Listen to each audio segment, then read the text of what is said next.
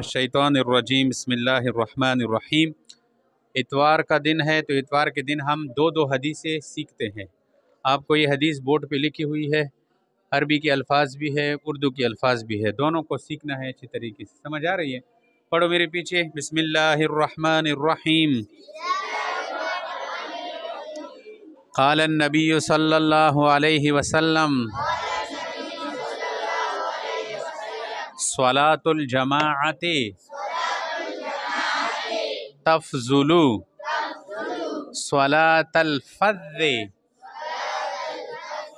فا ہے ذال ہے، فذ، صلاۃ الفذ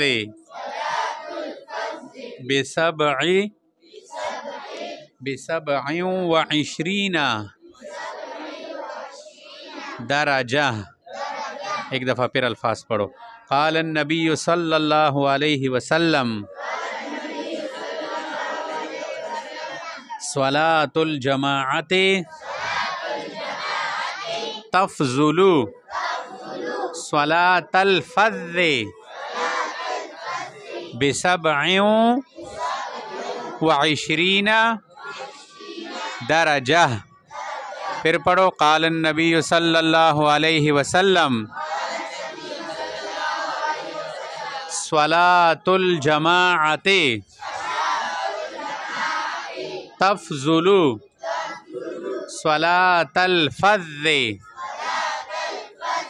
بسبع وعشرین درجہ۔ ترجمہ: نبی کریم صلی اللہ علیہ وسلم نے فرمایا، جماعت کی نماز تنہا نماز سے ثواب میں 27 درجہ زیادہ ہوتی ہے۔ ہاں دیکھو، ایک ہوتی ہے جماعت کے ساتھ نماز پڑھنا، مسجد میں آئے اور مسجد میں جماعت کے ساتھ آپ نے نماز پڑھ لیا، اور ایک بندہ آیا اس نے جماعت کے ساتھ نماز نہیں پڑھ لی، اکیلے نماز اس نے پڑھ لی، یا گھر میں آپ علیحدہ نماز پڑھ لی۔ تو جن لوگوں نے مسجد میں جماعت کے ساتھ نماز پڑھی ہے، یوں سمجھو کہ اس کو ایک نماز پر 27 نمازوں کے برابر 27 درجے اس کے لیے جو ہے بڑھ گئے، اور جس نے اکیلا پڑھ لیا اس کو بس 1 درجہ ثواب مل گیا۔ تو اس پر خبریں بنی پوشلے چکم سڑائے جامع سرا منزو کی اور یو سڑائے بیلا منزو کی۔ گورے حدیث کی چی نبی الاسلام فرمائی چا جامع سرا المنز دا 27 درجے زیادہ اغ منزنا چکم منز زون تا چک بیلا وکی۔ فرض المنز دا کنا، فرض المنز یو سڑائے روشی اغا جامع سرا وکی، یو سڑائے جون تا بیلا وکی کور کے پٹی کیا چکم جماعت تا روشی خود زون تا بیلا وکو جامع نا پوتے شو، نو دا شوچ جامع سرا منز کڑے دو دوتا 27 درجے ثواب زیادہ ملو۔ تو کتنے لوگ سستی کرتے ہیں، بعض لوگ جو مسجد میں آ جاتے ہیں نا، باتیں کرتے ہیں، ادھر جماعت کھڑی ہوتی ہے اور ادھر لیٹرینوں پہ، ادھر نلکوں والی جگہ پہ بیٹھ کے زور زور سے باتیں کرتے ہیں اور اس میں وقت ضائع کر دیتے ہیں۔ ایک تو اس کی نماز بھی گئی، نماز بھی اس کی جو ہے رہ گئی، اور دوسرا نقصان کیا ہوا کہ وضو کے دوران باتیں کرنا یہ بھی جو ہے مکروہ ہے۔ نماز جو وضو کے اوپر ثواب مل رہا تھا وہ بھی گیا، اور ادھر جماعت کی مسجد میں آیا تھا کہ میں نماز پڑھوں گا جماعت سے، اور ادھر باتوں میں لگا ہوا تھا اور جماعت بھی ہاتھ سے نکل۔ دوسرا افسوس خبرہ سکور نہ رغلے دا جماعت تھا، اور جماعت کی آج نوستا پٹوٹینو بنی نلکے رخلو سکڑی دا خبری کئی تو بز یہ کئی دا گنو بیلا پاو دسا کی خبر کون دا بیلا گنو، اور جامع المنزنہ زون پوتی کلو جامع وشا دیولا او داسی انا دا ختم شوی دا گنوی بیلا ثواب نہ پوتی شو سکون سمرا نقصان شلو۔ اول خودی کلمہ دسونا ما کوئی محلے والا خلقو ته سره په دې کې اوداس کون جایز نه ده، دا خو مسافرونو دپاره ده، یا چې کومه ده جامې ته راتلی کور نه د اوداس کړی خو لرې کې اقدام ته اوداس موت شله، اوس یې چېرې که کور ته څنګ نه وختیږي بیا روشه بیا وکه خیر ده، دا چې شو کور کې نه کوونګي دی ځای کې کون څه کومه ده، کور کې کوا تیار رسا کومه ده، خبریں پوچھ چلے۔ یہ ایک حدیث ہو گئی، اس کو یاد رکھو، سمجھ آ رہی ہے؟ دوسری حدیث پڑھو۔ قال النبی صلی اللہ علیہ وسلم سووا صفوفکم فإن تسویۃ الصفوف من اقامت الصلاۃ۔ پھر پڑھو قال النبی صلی اللہ علیہ وسلم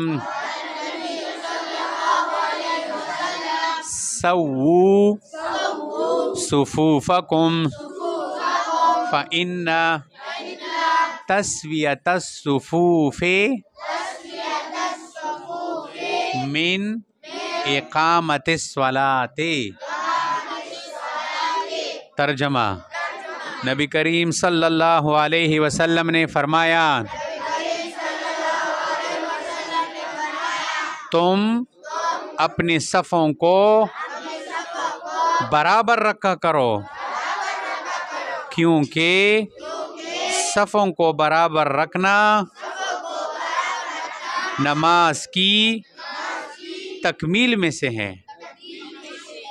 اچھا، اب بہت سارے لوگ تو ایسے ہیں نا جو مسجد میں تو آ گئے، جماعت میں بھی شامل ہو گئے، لیکن صفوں کو سیدھا نہیں بنا رہے، ٹیڑھے پیڑے کھڑے ہو جاتے، کوئی آگے کوئی پیچھے ہے، کسی بندے کے درمیان دو بندوں کے درمیان فاصلہ ہے، کوئی ادھر کھڑا ہے کوئی ادھر کھڑا ہے، اس کو بھی پھر ثواب نہیں ملے گا۔ سمجھ آ رہی ہے؟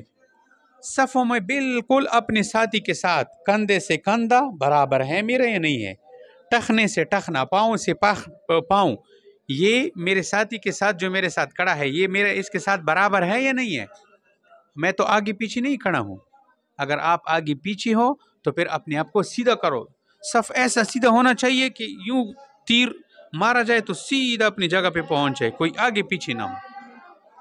تو اس خبرې باندې پوه شئ یو سړی خو ټیک ته اوداس یا کور کې وکړو او راغللو جمعیت ته او په صف کې صحیح نه دري، چوک ورسته دي چوک مخکې دي او چو په صفونو دوو کسانو منځ کې فاصله ده څه کومه ده ځون ګورئ څوک کله چې صفونو ته راشئ که نه نو بالکل ملو شئ، دا مټ سره مټ پښې سره پښه دا برابره وي، نږدو نږدو وي، خبرې باندې ورسېدلی؟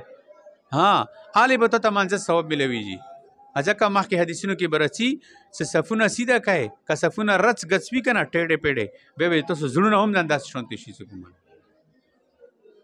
تو یہ دیکھو حدیث میں فرما رہے ہیں کہ صفوں کو برابر رکھنا نماز کے تکمیل میں سے ہے۔